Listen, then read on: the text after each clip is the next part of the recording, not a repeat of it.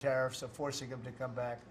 And remember, there are no tariffs if you build here, and that's a big factor. So we have record numbers. Howard was just telling me the numbers that we're talking about are crazy, beyond anybody's wildest expectation.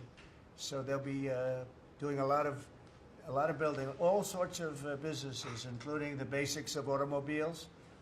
We have, as you know, Honda is coming in with a massive plant to Indiana, but there are many plants that are happening, and literally some are started already. General Motors is already redoing plants that were half abandoned, or they have plants that weren't being fully utilized.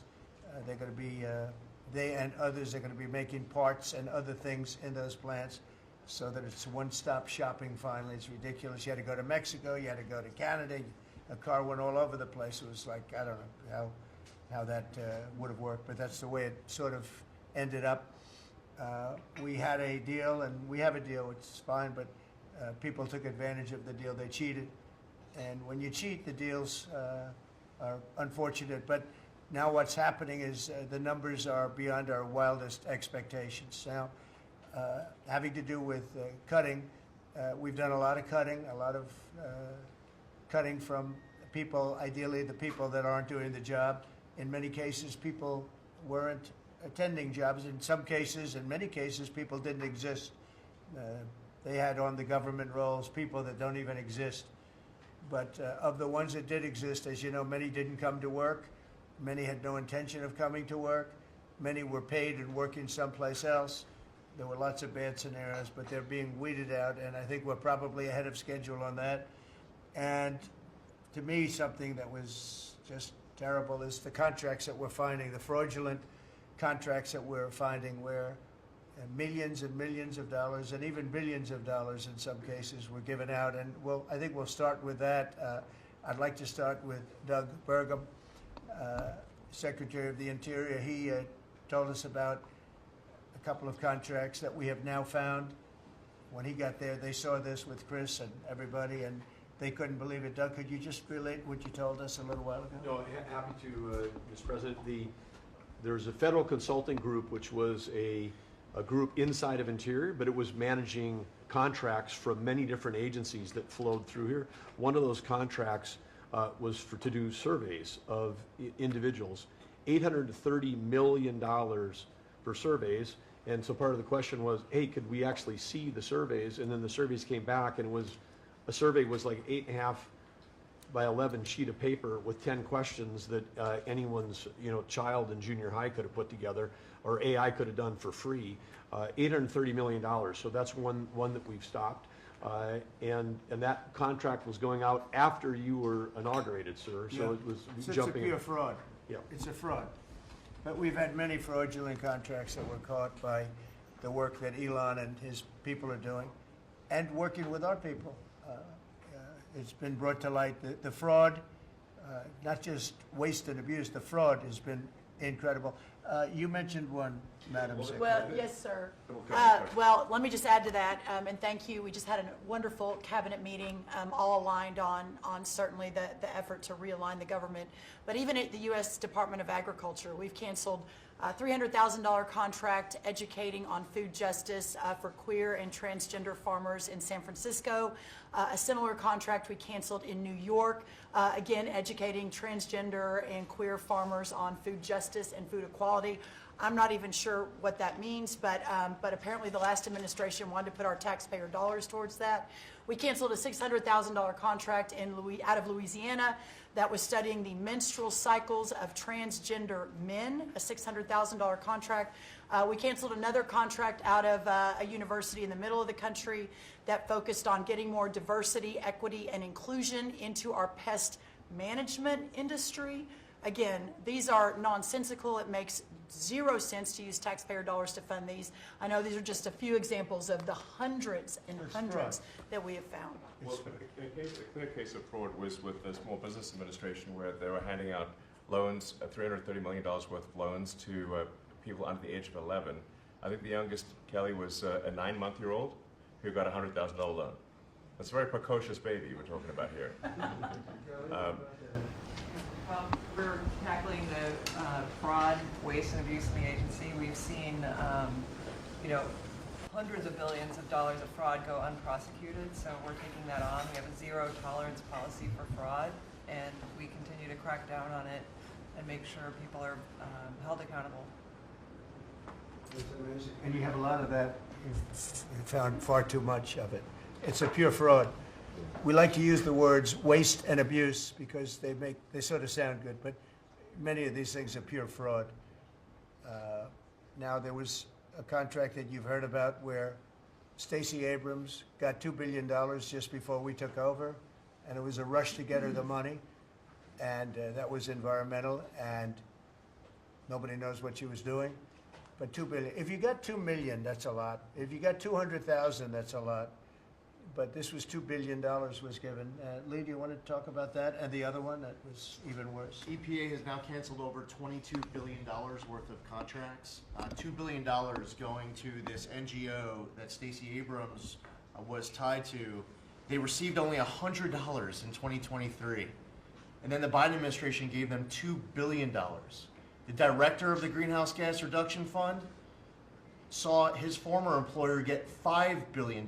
So $20 billion went to just 8 NGOs, and they're all pass-throughs. And then they were giving it to other entities, many of them were pass-throughs. And what you have is all these extra middlemen, they're taking their cut. And the taxpayer ends up getting screwed. They're losing out on all this hard-earned money. They can't afford to have the federal government waste.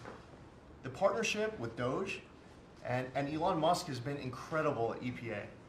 Their team is very talented. We wouldn't have been able to do it without them.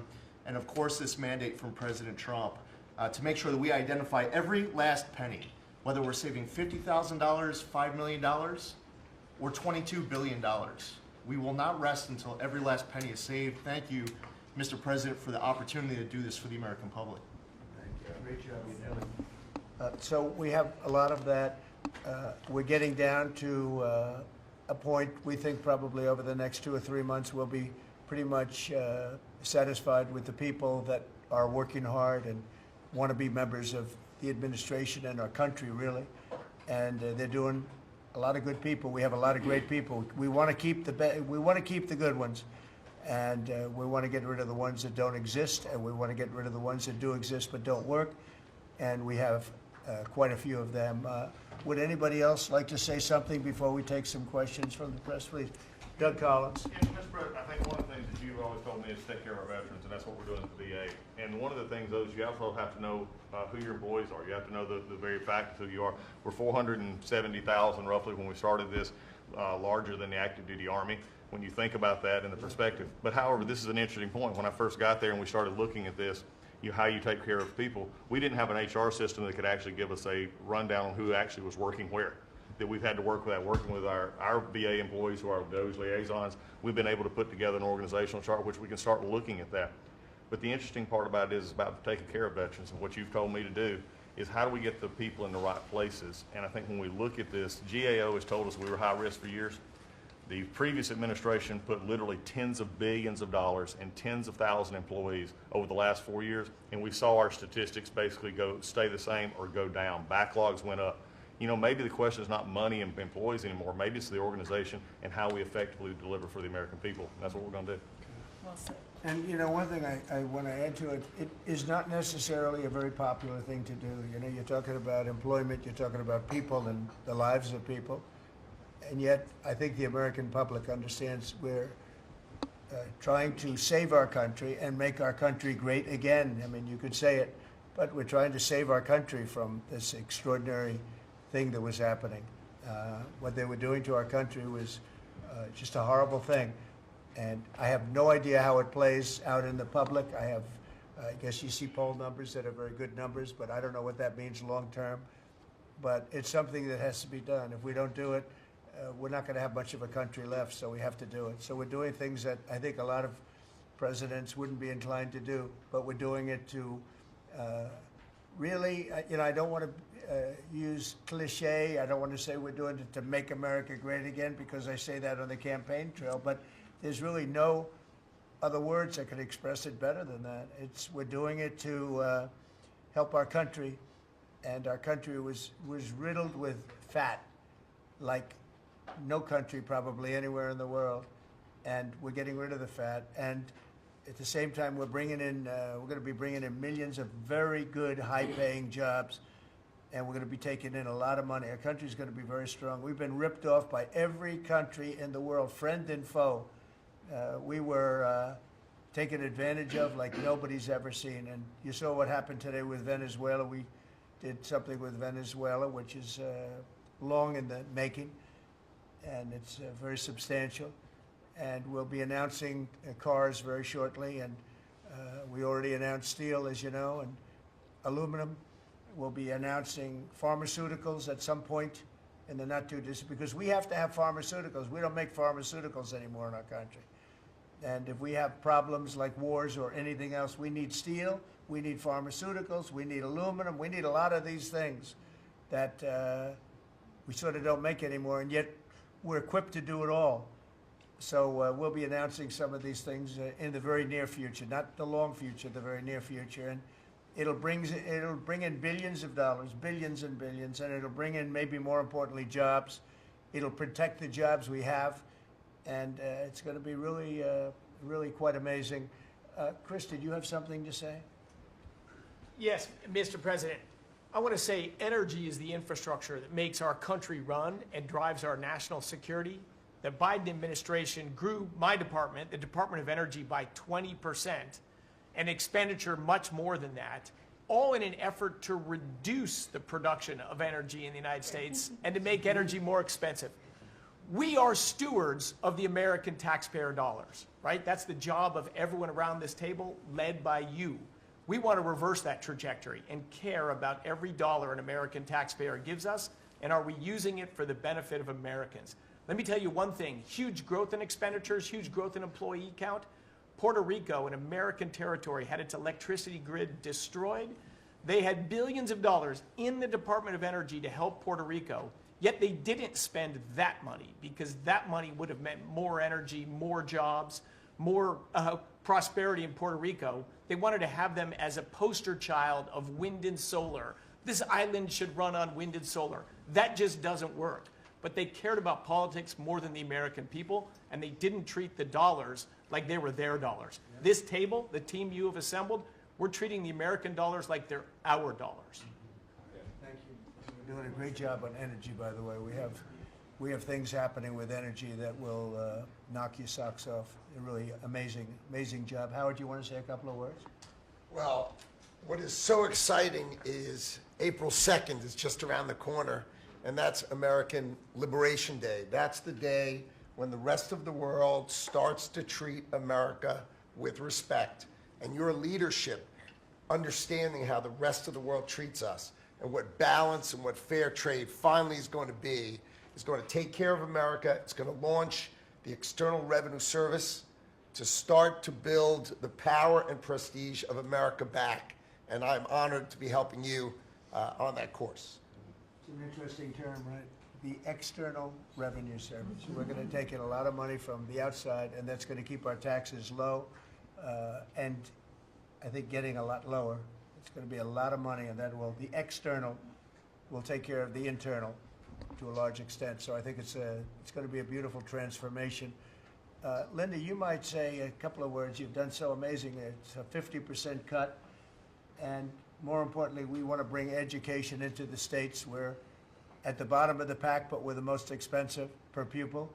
And we want to bring education back to the states where they can teach the students lovingly with their parents and with the boards and everything else. And they'll be every bit as good as these other countries. These individual states will do a phenomenal job. You want to say something? Yes, sir. And if we think about education, if we don't address the issues in education now and start getting our scores up, what are we going to find our next generation after that? Where are our engineers, our doctors, our lawyers, our scientists, our AI and technical experts going to come from? We will go farther and farther down, and with everything else we're doing within our country, building manufacturing, bringing all of that back, if we don't educate in the best way we can, we will be lost, and those generations will be lost. It is, I think, the cornerstone of our culture and what we need to focus on.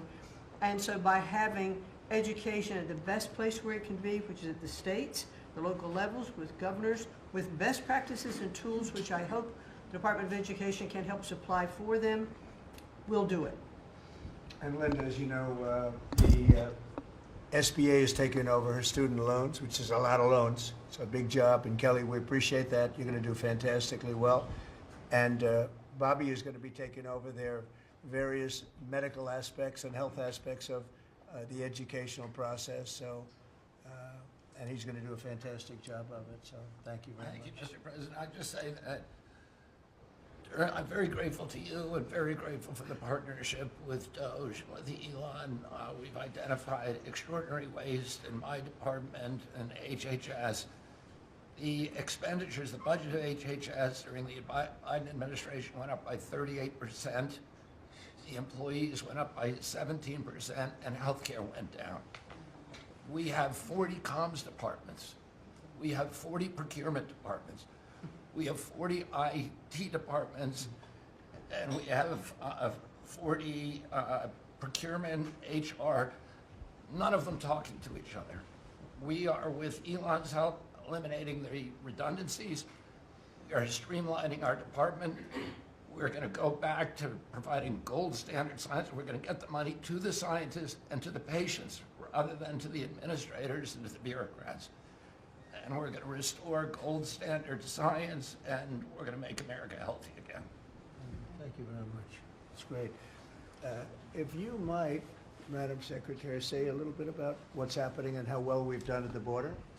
Sir, this last week I was in Arizona, California, Alaska, and Florida, and CBP literally has almost 100% operational control of the border, which means that our country is secure and that we know who's coming into this country and that they love our country and they want to help keep it great into the future. We are, in the month of March, the last couple of weeks, increased our deportations by 50%, so we're now not even just getting the worst of the worst out. We're making sure that there's consequences for being here and committing crimes in our communities, and the numbers are continuing to escalate and to go up. Sir, this week I'm headed down to El Salvador. I'll be in the prison where we sent TDA members. I'll be meeting with the president and also Colombia and Mexico and talking about building these relationships so that we can continue to get people out of this country that don't belong here and take them home. And also, you had talked to me about sending the message worldwide about the fact that people shouldn't be coming to this country and they shouldn't be coming here illegally. So we are in several other countries around the world with a message right now that's saying, if you are thinking about coming to America illegally and coming here, don't do it. You are not welcome. We have a legal process to becoming a United States citizen, and there are consequences if you come here illegally, and America has changed because we're putting Americans first. So we've also, the Coast Guard has done phenomenal work. I don't know if you all have reported on it, but we have broken historic records in the amount of drug interdictions that they have brought in. We've repositioned the fleet to go after the fentanyl crisis and to go after the southern border and securing it, and they've done amazing work as far as that. We were down in Florida. They brought in $500 million worth of cocaine that they had done in 14 interdictions and had brought them in, going right directly after the cartels and doing great work there. And we have a cutter that we have sped up the process, sir, the icebreaker. That'll be hitting the waters here this summer, and we've got 2 more that will be coming. But you know, Russia is using their cutters and icebreakers up in the Arctic to do surveillance on us, and we're going to reposition our fleet to continue to partner. I want to thank the Secretary of Defense and the Navy for all of their help and partnership too. We do operations together because their obvious Navy warships are in certain regions, but our cutters are faster and can work together in a partnership that's securing America. So, and we're going to eliminate FEMA. So we've got a lot to do, but it's all good, and we're working hard, and we're going to make sure that we're continuing to do exactly what you promised. That's great. Great job. Yesterday, there was a plaza that you know well. There'd be hundreds of thousands of people standing at that plaza, pouring into our country, totally unchecked. Many people from jails and prisons and mental institutions and gang members, and horrible. And they just pour into our country. Yesterday, I was speaking to somebody, I was checking on the border, and they said there was literally nobody in this massive plaza. You know, we're talking a plaza that would hold hundreds of thousands of people. There was literally nobody there. There was one person sweeping it, but there were no people. It's been amazing. It's been an amazing transformation very quickly. And we're getting the bad ones out first, and we're taking them out. And there's some really bad ones, murderers of more than one people. At least 50% murdered more than one person. This is the people that we're letting in through their open border policy. It was terrible, but I want to just congratulate you and Tom Holman on the job you've done. You've been, it's really, it's really. Boston this weekend, hundreds of dangerous criminals were removed, 4 killers taken out of the country just by what they did in Boston this last few days. Yeah, and these are killers that there's no reasoning. It's not like, oh, let's talk them out of it. These are stone cold killers. They don't care. They don't even think about it. They kill somebody. They go to sleep. They wake up. They don't even remember they killed them. These are bad people that should have never been allowed into our country. Pam is doing such a fantastic job. I thought maybe you could say a few words. Thank you, President. As far as we are hearing a lot about fraud, waste, and abuse, a lot of waste and abuse, but there is a tremendous amount of fraud. And Elon, thank you for your partnership. Thank you for your team. You have uncovered so much fraud in our government, and we will prosecute you.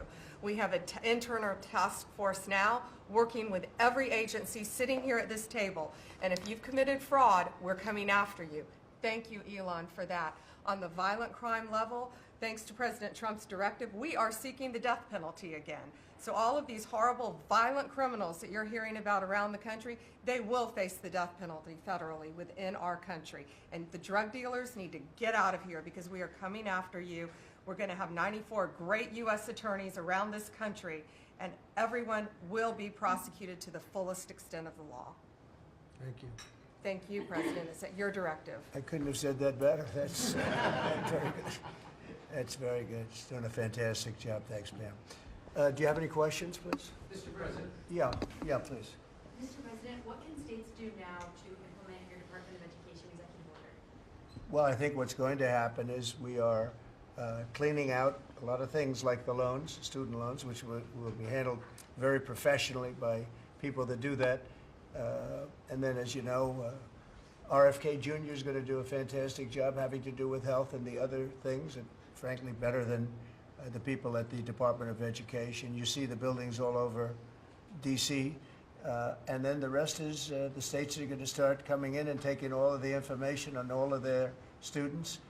And I think a lot of that information is going to be shipped to different states like Iowa, like Indiana, like so many. They're so anxious to get, they're calling us, and they're so anxious to get it. We'll be shipping the records of the children that they're taking care of, that they want to take care of, and the process will begin. And I think it won't be that long before the states will be really running the Department of Education. Our teachers are going to be taken very well care of. And I said, you know, personally, I don't care union, non-union, it doesn't matter. Teachers are so important to this country and to me. And we're going to take great care of our teachers, and I know it's very important to Linda. So I think you're going to see a tremendous change very quickly having to do with education, and the process has already begun, very strongly begun. I think we've done, you know, in whatever it is, 8 weeks, people are amazed at how much we've done in terms of the safety of the country. In fact, I would like to ask maybe Marco to say a few words on what's happening with respect to, in particular, Russia, Ukraine, where we have some pretty good news. I think we want to get it stopped. We're losing 2,500 young people, and these are Russian and Ukrainian people largely. And they're not American people, but on a human basis, we want to get it stopped, and we want to stop spending billions and billions of dollars to a country that we think it's time. And we're doing pretty well. Marco, do you want to say something? Yeah, Mr. President, first of all, I think the American people should be proud that we have a president that's promoting peace and the end of conflict on this planet. This is a war that's gone on for 3 years, as you pointed out, that, as you rightly pointed out, would have never happened had you been president, but now it's here, and it needs to be brought to an end. There is no military solution to this war. It has to end through negotiation. And there's only one leader in the world that's capable of bringing two sides to a table, and that's our president, the President of the United States, President Trump. And that's what he's done. And so today, even as we speak, we have teams on the ground in Saudi Arabia meeting with the respective sides in the hopes of making progress towards this outcome that we all want to see. And I think that the country owes you a great debt of gratitude, and the world really, because I mean you're the only leader in the planet that can bring the two sides together to bring an end to this conflict, and that's what you've done, and you've done it despite impediments from other countries and others who maybe have different opinions about how this should go. But ultimately, I think that the only chance we have for peace is through the president's leadership, and you've shown that, and we hope it'll bear fruit, and today will hopefully be one step more in that direction. Thank you, Marco. And on the Middle East, another hot spot that we didn't have a problem with. There was no problem in the Middle East when we left, and now there's a lot of problems in the Middle East, but we're working on that. But I think we've seen significant progress, and I think we're going to start, we were talking with the Vice President a little while ago, and you're going to see countries start to fill up the Abraham Accords. More and more countries want to join. That was a great success, tremendous success, and then Biden and his group did zero with it. That should have been filled up within a year of the election, would have been filled up. So countries are starting to want to get involved very much with the Abraham Accords again, so that'll be great. JD, do you want to say something? Yeah, sure. Yes, sir. Just on that topic, if you think about what happened with the Abraham Accords, one of the great diplomatic breakthroughs under the first Trump administration, really in the last 30 or 40 years of American history in the Middle East, and the Biden administration did absolutely nothing with it. Built on it, not at all, added 0 additional countries. Purely out of political spite, the Biden administration, I think, hurt the United States and really hurt the project of world peace. That has changed. Luckily, about 2 months ago, we got a new president, and that president has given us the task of building out the Abraham Accords, adding new countries to it. And really what you see is a lot of these countries that have historical ethnic or religious hatreds want to build. They want to build new artificial intelligence. They want to build new real estate projects. They want their citizens to become rich and prosperous and peaceful, and they're setting to the side some of those old hatreds under the leadership of President Trump. So it's early, but we made a lot of progress, and we'll keep on making progress, sir. Thank you, JD. One of the things that's very important, I think, to mention, I saw a show yesterday, and they had a Democrat congressman on. It was on Fox. And he said, well, President Trump said prices would be coming down, and instead he's focused on other things. Well, we are focused on a lot of other things, like peace, like all of these companies that are moving in and jobs. But what he didn't say is that prices have come down very substantially. And if you look at when I came in after 1 week, they were screaming at me about eggs. Eggs had nothing to do with me, but they were through the roof, and you couldn't get them. And now they're down about 35, 40%, maybe even more than that. I'm going to let Brooke, if you would just discuss that. And groceries generally. Prices are coming down, and energy prices are coming down. And I hope the Fed lowers interest rates, and then you're going to see interest rates coming down, and I'll have you speak about that in a second, Scott. Brooke, go ahead. Well, sir, thank you. I think the first thing that's really remarkable to note is that the prices of eggs under the 4 years of Joe Biden increased 237%. 237% in those 4 years, and yet it wasn't covered in the press at all. No one talked about the price of eggs in the summer of last year, for example, from the media. So, of course, the president wins, and he is inaugurated, and the next day, everyone is yelping about why the price of eggs are so high. So it was certainly one of many, many issues we took on under the 4 years of Joe Biden. We had the cost of input go up 30% for all of our agriculture products. At the same time, the trade deficit increased $49 billion, so it was zero under the first Trump administration, and then under Joe Biden, we sold $49 billion less of our ag products around the world. Then you combine that with the avian bird flu, and I know I've talked to a lot of you in the press on this over the last 3 or 4 weeks. But listen, here's the deal. The president, under his vision and support, we released about a month ago a very significant plan on how to bring the price of eggs down. It included 5 prongs. I won't go into it now because I don't want to bore everyone, but since that day, since we released that plan regarding biosecurity, repopulation, importing eggs, research, and then deregulating, taking those onerous rules off of our farmers, our egg-laying farmers. Since that time, the price of eggs, the wholesale price of eggs, has come down 53%.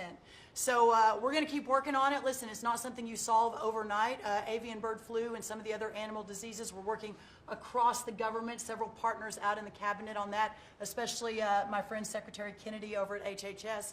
But we have a long-term solution, but at least for now, in the short term, thanks to President Trump and so many that have worked so hard, the price of eggs are coming down, as well as the price of groceries. So thank you, sir, for the opportunity to lead on that. And the number is 53%, and they're readily available. So I think it's a fantastic job. And overall groceries are down, too. That's right. They're coming down. So the consumer's finally seeing some good news instead of year after year of prices going up because of grossly incompetent leadership.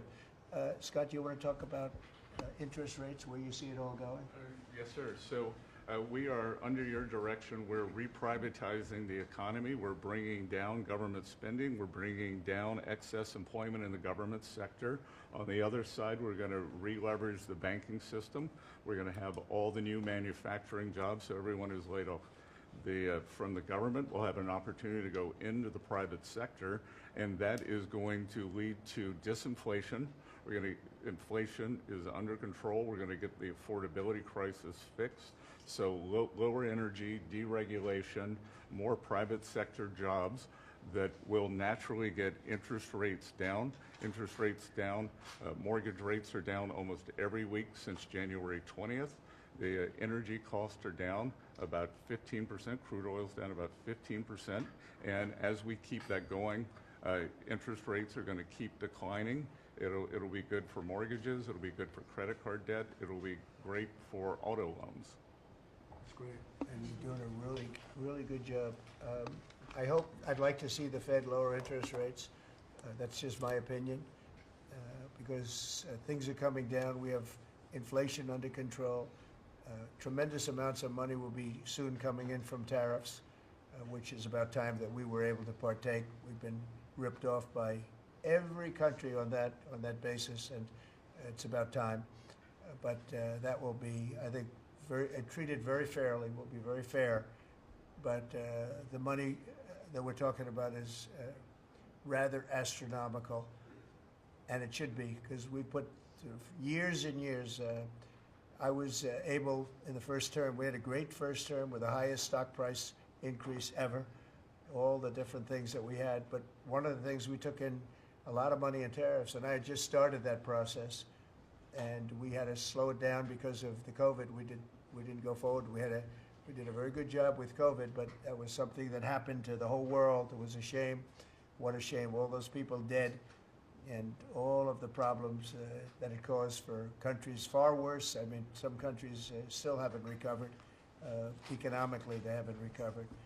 But we took in hundreds of billions of dollars in tariffs just starting the process. But this is a program that's going to be, I think, unbelievable for our country, and I think it's treating other countries very fairly, very, very fairly. I'd like to ask, if I might, Sean Duffy to say a few words about the air traffic control situation. You know, there were some mishaps, one in particular, the helicopter crashing into the plane. We have a system that's 40 years old. They spent tens of billions of dollars trying to patch it up and, you know, make it work, but it doesn't work. And my pilot says they use different systems. They don't want to use our system. It's so obsolete. And it's an obsolete, horrible thing that happened with respect to it. And we were going to, I said, day one, if this happens, if we are successful, we're going to have to get a brand new, modern, top-of-the-line air traffic system. And I think I can say that I've been working a little bit with Sean on it, but Sean's been working hard on it, and with his new person at FDA, who's going to be terrific, by the way. And maybe you want to talk to them about that, because we need safety in the air, total safety in the air, and this will give that to you. Sure. Thank you, Mr. President. We had a conversation on Friday. Again, our air traffic control system, as we talked about maybe privately or I don't know publicly with all of you, but we have decades of ideas and billions of dollars, and no progress is ever made on any of these initiatives. Air traffic control is the same thing. And so we're having a conversation about building a state-of-the-art, brand new, best technology, envy of the world air traffic control system. And what's interesting from the Doge team is they'll look and say, well, what is the problem? Why hasn't this been built? This is about safety. This is about people's lives. All of you fly. Your family flies. Why hasn't it been done? And the problem is in government, it takes way too long. So technology changes and money changes and administrations change. We have to do this fast, which is why we need the partnership from the Congress to give us the money up front. The best ideas and the best technology available in the world, we're going to build in the system. I think, Mr. President, we can do it in 3 years. I think Trump Tower was built in 3 or 3.5 years. I think we could match the Trump Tower time frame. 2 years. Okay. 2 years. Maybe not that good, but about 3 years. And again, we have to choreograph because again, our towers are operational, keeping planes in the air. So we got to choreograph this, but we can do it in short order. If I can just make one other point, Mr. President, we're $36 trillion in debt. You've never had a Doge. We've never come in and looked at our government the way, Mr. President, you've looked at this government and said, there's too many people, there's contracts, fraud, waste, and abuse. And so we've had a few bumps in the road as we've gone through this process, but if you look around this room, everybody has seen how the process has evolved, and everyone appreciates some of the insight and technical support that we've gotten to make this government more efficient, to make it more responsive to the American people. And so, again, when you have a new system like this, you'll get some bumps. But things are rolling out. The last 3 weeks have been much, much better as our teams have integrated and we're working to deliver for the American people. And I would say some of the press had made comments last time about what happened in the last meeting. We had a great conversation in the last meeting. Elon and I had a great call after the meeting, and so sometimes the reporting can be a little bit off. I love the analysis that you guys do when you're not in the room. But I would just note that we're working well together, Mr. President, and the whole team here is working well together. Well, actually, we decided to see you after the cabinet meeting instead of before, and I think that's nice. But if you think about it, I guess never in history has anybody invited you to a cabinet meeting.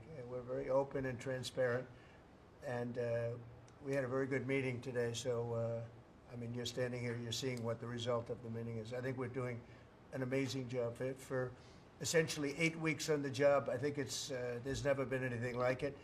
Did you have a question, please? Two, actually, if you don't mind. Thank you for having us. Thank you. We appreciate it. One, actually, to follow up on the Attorney General's comments, and then one for you. You said that you're now preparing to prosecute examples of fraud across federal agencies that have been referred to you. Is that what you said? We are working with a team. We have a team of attorneys in place working with Elon's incredible team, helping us, taking referrals from the cabinet members. You know, these are your tax dollars. And a lot of it is just abuse, a lot of it's waste. But if it's fraud, we are investigating it, and we are looking at multiple cases of fraud throughout the federal government. One for you, Mr. President. Greenland is confused about the Second Lady and the National Security Advisor visiting this week. They're concerned that this is further provocation, whatever it is you ultimately want for Greenland. Could you further explain why they're going? What is the ultimate end goal when it comes to? Yeah, well, not provocation. This is friendliness, not provocation. We're dealing with a lot of people from Greenland that would like to see something happen with respect to their being properly protected and properly taken care of. They're calling us, we're not calling them. And we were invited over there, and I thought it would be I have great respect for the wife of our great Vice President. I think she's she's a brilliant woman. She's a very nice woman, and she loves the concept of Greenland. And so she's going there, and I think Marco's going there, and some others are going there. But we've been invited, and they really like the idea because they have been somewhat abandoned, as you know. They haven't been taken good care of. And I think Greenland's going to be something that maybe is in our future. I think it's important. It's important from the standpoint of international security. And if you look at the ships outside of Greenland, you have Russia, you have China, you have lots of different people and lots of different places. And it cannot go on the way it is. It's not going to go on the way it is. I'll make a statement. It's not going to happen. So they're going there, and that's purely friendship. Who's doing the inviting? You said A lot of people, yeah. People from Greenland are asking us to go there. We have many, many requests from many, many people, some officials too. Mr. President, Yes, can I ask please. you about economic forecasts? I saw one economic forecast coming out from the OECD this past week. They are forecasting stagflation for the United States, a downtick in terms of GDP growth. Do you agree with that forecast? What do you see over the course of 2025 for our Well, we inherited a very, very bad and perilous situation from a group of people. Again, we just got here from a group, and this takes a long time to develop, from a group of people that truly didn't know what they were doing. And you see that with not only costs, you see that with all of these fake contracts that have been given out. So we inherited a bad situation, but I think we're going to have an economy that booms. I think when it all kicks in, it's not going to take very long, because some of these people that announce that they're going to spend billions of dollars, I mean, literally, Apple is spending $500 billion. They've never made anything close to that to do that. They're building plants here instead of China, instead of other places. When it all happens, and it's going to happen very soon, these are people that are already, in many cases, they're already starting. They just announced, in some cases, they announced, but they actually started before the announcement, as you know, because some are already building. This is going to kick in. I think it's going to be amazing. So they're looking at, based on numbers that I was looking at 6 months ago, 7 months ago, I was very concerned about the economy. We're going to have something that's like nobody's ever seen before. We have numbers, and we have job generation that I don't think we've ever seen before. See how it works out, but I think the economy is going to go through the roof. Okay. Mr. President, Yeah, also, please. about Ukraine, in an interview with Time Magazine published this morning, President Zelensky said he believes that some members of your team have been influenced by Russian information. Those were his words. What do you have to say to that? Well, probably they have been influenced to get this thing settled, because Ukraine wants to see it settled. I think they have to have it settled, and Russia wants to see it settled. And I think if I weren't president, this would never happen. Marco's doing a great job, and Steve Witkoff has been incredible. Michael Waltz. We have a great group of people working on it, and it takes a good part of their day, settling something that really, well, it affects us monetarily because we've given so much money, and we're getting that done. In fact, Scott is telling me that the agreement on rare earths is just about completed. They'll sign it shortly. So it's, as you know, Europe is in for a very small fraction of what we're in for. It affects them much more than it affects us. Again, they are in as a loan, which nobody knew until I came along. Europe is giving the money to Ukraine as a loan. We were just pouring money into Ukraine. It was a very unfair situation. So we made a deal on rare earths. But most importantly, we want to stop the killing that's going on. 2,500 on average, mostly soldiers, a week are being killed. And they're Russian and they're Ukrainian, and if we can stop it, that's a very important thing to me on a human basis. Okay, anybody else? Are you signing the rare earths deal today? Is that what you mean? No, we'll be signing it soon. So on Ukraine. It'll be signed very soon. China Can I ask is another question on Ukraine? Yeah. You recently mentioned the fate of all the Ukrainian children abducted and transported to Right. Russia.